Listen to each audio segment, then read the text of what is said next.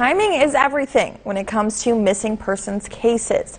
Good evening, I'm Madeline Bierster. Carson has the night off. ABC Big 2's investigator, Caitlin Landers, tells us about the ways social media can impact those cases.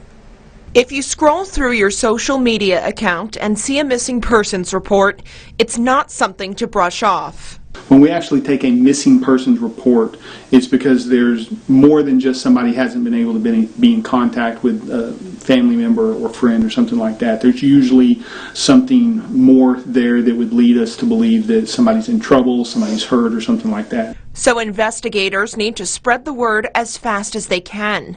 The National Center for Missing and Exploited Children says social media has been a game changer. The main thing about social media is that anybody can use it. Anybody can get the word out, and they can get the word out quickly. But those we spoke to also agree that because it can be used at any time, it can make chaos for a case. Let's say you did put that picture out there and you shared it and you hadn't called a law enforcement agency. Well, when someone picks that up and realizes that they're looking at that child or they're looking at that elderly person, they're going to call a law enforcement agency and say, hey, we saw this on social media. If law enforcement has not been notified, then they don't know what's going on either. So it would help, not create so much havoc when someone is found. It's best to give your local police department or sheriff's office a call first. Most people do the right thing. It's just, when someone goes missing, you panic. I mean, you panic and you want to get it right out there. Not saying don't do that, just make sure you follow through with law enforcement so that law enforcement agencies have that information. Even with the right intentions,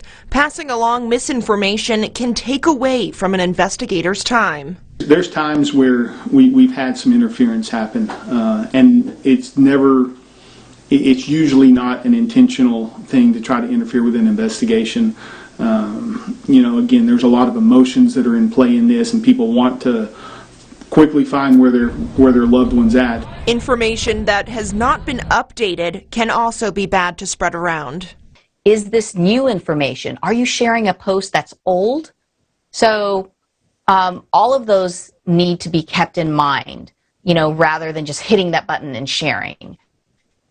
People have a responsibility when they're sharing, and they have to know that.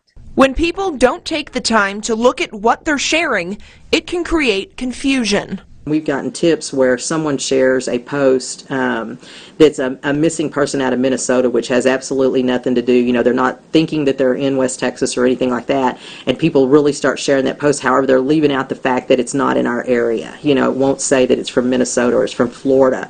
It's a child that went missing an hour ago from Florida. If it's an Amber Alert, that's a whole different story. And maybe by sharing this, you're stirring up some kind of trouble. You're stirring up a whole bunch of stuff. That would just be bad for the case and bad for this family. It can also damage your credibility. Once you've shared it, you're vouching for the authenticity of it, so you should absolutely make sure that the things you share are factually accurate. Here are some tips to make sure that you can be a helpful community member during a missing persons case. Make sure that if you see one of these posts, you read through the entire post. Be sure to verify the source of the post. Be sure to check any dates or if there are any updates in the case. If there are updates, make sure that you share those, especially if that missing person has been found. I know it's real easy these days for people to see a story. It's very it's very emotional in what's given, and you want to share that with your group so other people can be looking for them. We just want to make sure that's the right information that's going out. For ABC Big 2 Investigates, I'm Caitlin Landers. And people who have worked on missing persons cases say the best way to help your loved one is to give investigators a clear, up-to-date photograph and let them know about any identifying features that could help find them.